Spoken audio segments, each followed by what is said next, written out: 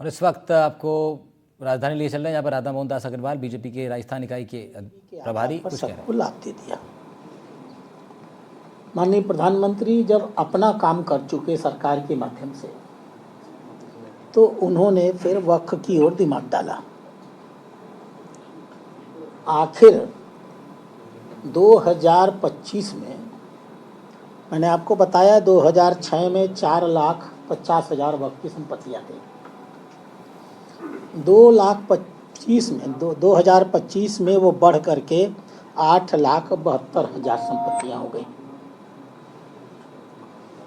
2006 में टोटल रकबा 6 लाख एकड़ था।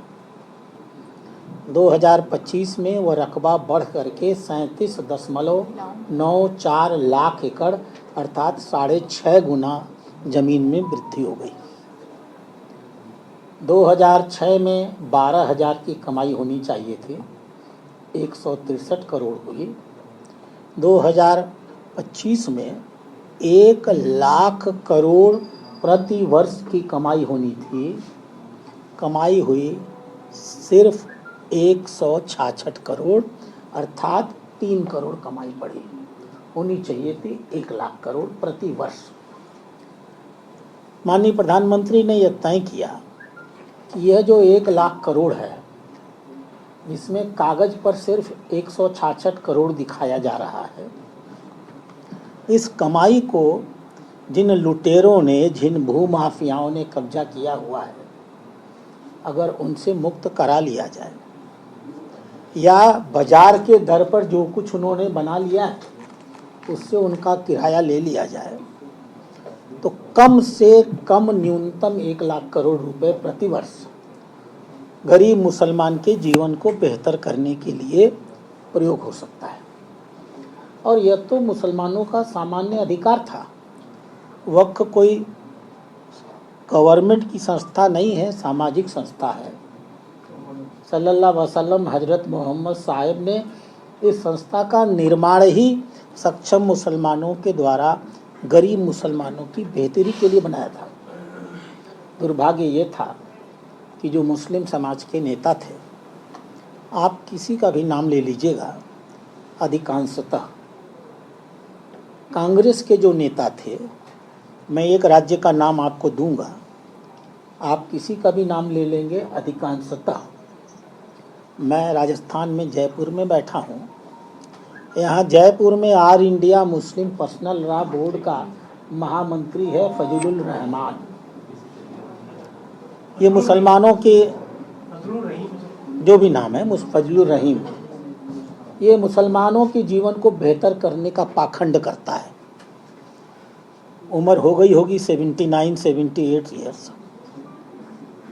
आज भी वह भिक्षु की तरह मुस्लिम संपत्ति पर डंक मार रहा है। हिदायत ट्रस्ट, मंदिर माफी, हिदायत ट्रस्ट भवन, इसकी एकड़ों एकड़ों जमीन इसने बेच डाली। पटवारी की रिपोर्ट में सब लिखित है। और उन जमीनों पर उसने आधुनिक कॉलोनियाँ और शॉपिंग कॉम्प्लेक्स खड़े करा दिए। जो बची कुची जमीन है उसको भी बेचने की प्रक्रिया चला रहा था। अब स्वाभाविक रूप से मैं उदाहरण के लिए कह रहा हूँ, आप जिन भी कांग्रेसी मुस्लिम नेताओं का नाम ले लेंगे, मुझे बताते हैं कोई रफ़ीक खान है और कौन क्या है, सबने क्या क्या कैसे कैसे कब्जा किया है, तो कहते हैं ना कि सब बिच्छू है। और क्या है, बिच्छू पालिएगा तो डंक मारेंगे। अपनों ने हमें लूटा, गैरों में कहाँ दम था। गहलोत जी के चेले चपाटे हैं सर। हाँ, गहलोत जी के चेले चपाटे हैं। वो किसी का चेला चपाटा हो, मैं किसी व्यक्ति पर नहीं जाऊंगा। यह एक मानसिकता है, लुटेरे हैं ये लोग।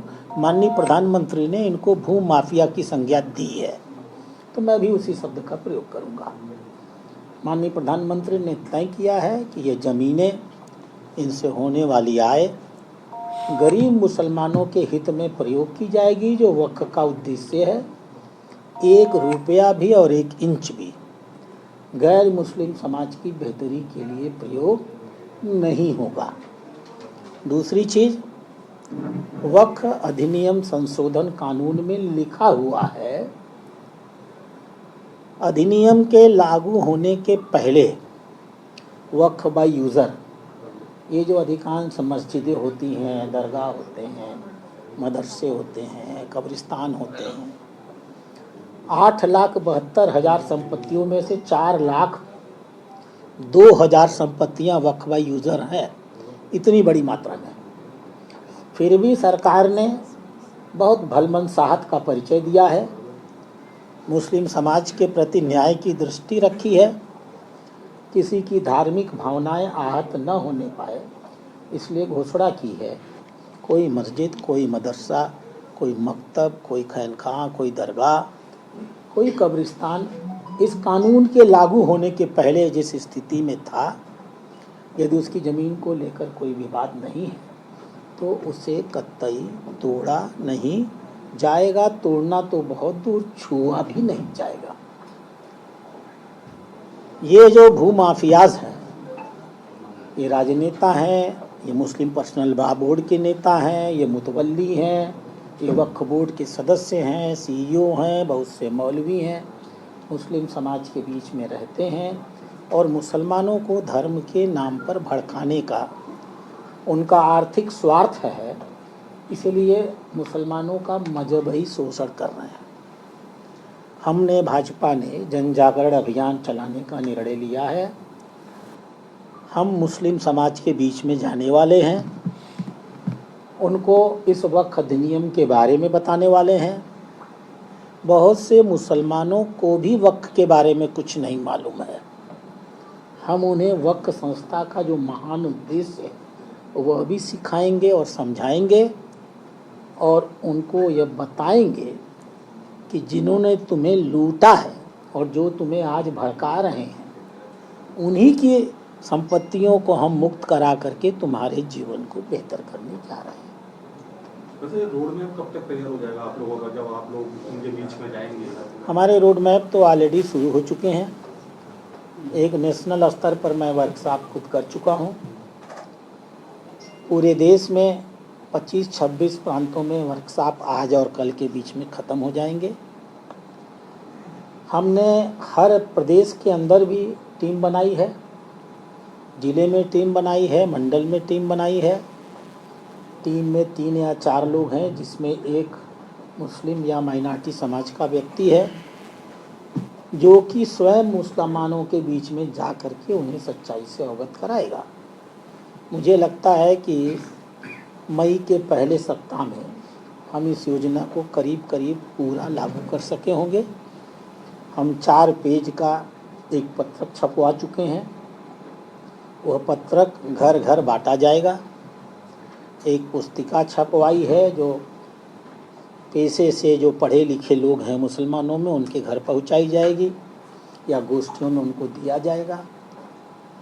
हम हिंदी और उर्दू सभी अखबारों के माध्यम से वक्फ कानून को पारदर्शी तरीके से रखेंगे, जिससे कि एक ही मुस्लिम समाज का बंधु समझ सके कि भारतीय जनता पार्टी पूरी ईमानदारी के साथ अगर कहती है सबका साथ सबका विकास, तो हम ये नहीं कहते संसाधनों पर मुसलमानों का पहला अधिकार है।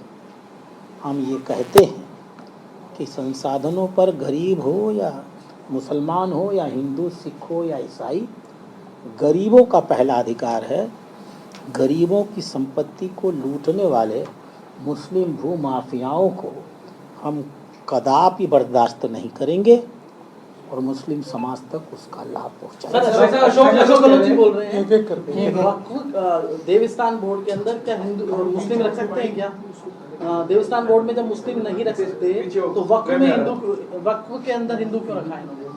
अब देखिए, ऐसा है, मैं उनका आभारी हूँ। उन्होंने पूरे वक्त का छिद्रान्वेषण किया है।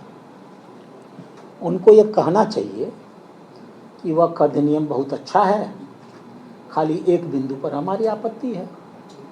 उनके पास फिर जाइए और उनसे कहिए कि भाई अगर तुमको इसी बिंदु पर आपत्ति है तो इस बिंदु को छोड़ करके बाकी बिंदुओं पर वक्फ अधिनियम का समर्थन कर दो, तब हम उनकी बात का जवाब दें। अन्यथा सिर्फ आलोचना करने के लिए आलोचना वो कर रहे हैं, तो वो तो कोर्ट में गए ही हैं। कोर्ट से बड़ा तो कोई नहीं, सुप्रीम कोर्ट से। कोर्ट उनके सवालों का जवाब दे देगा। हर नागरिक का अधिकार है।